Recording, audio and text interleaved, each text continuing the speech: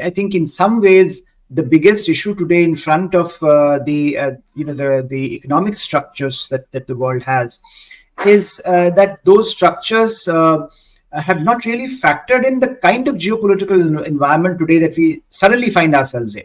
There was a certain kind of a complacency that, look, markets being markets, or nations which are interdependent with each other, would be reluctant to escalate, would be reluctant to go down this trajectory.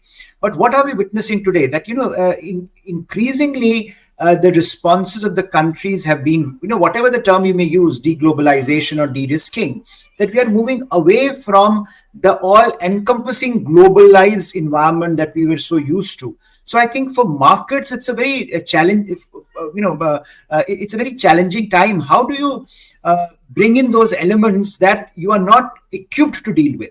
That your understanding of the larger economic environment is still premised on the assumptions that were made at when the globalization was at its high point.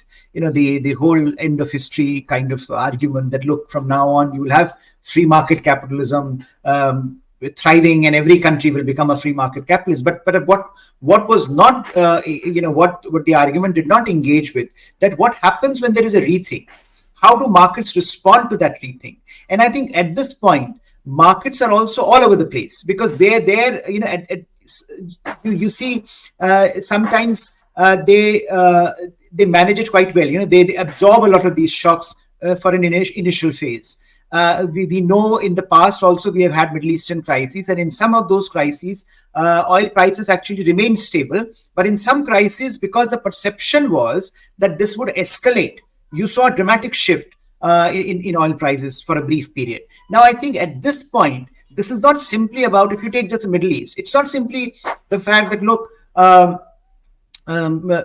this might bring in Iranians, right? This might escalate to a level where Iranians might jump in. This is also now about that, look, today you are seeing the division of the world into this kind of a America, West, NATO camp, and Iran, Russia, China, kind of North Korea. I think someone mentioned the axis of evil. Again, this term has been used by one of the American senators to depict some of these countries in a certain light. So, but I think that's a real fear, that this is not simply about Iran anymore. That the Middle East conflict, if it escalates, this will not be simply about Iran. You are now beginning to join the dots from Ukraine to Middle East. That the fact that Russians, despite the Chinese close ties with Israel, Russia's close ties with Israel, they have really doubled down on Israel. They've really made it very clear that Hamas is not to be condemned. So I think that aspect is pretty problematic, because that brings in an entirely new dynamic for even the market stakeholders, and who are used to looking at some of these crises, but in a more regional manner. That, look, yes, there'll be a crisis for some kind in Taiwan Straits, some kind with Russia, some kind with Middle East. But now you are beginning to join the dots, and I think you are suddenly looking at a world that you really are struggling to understand.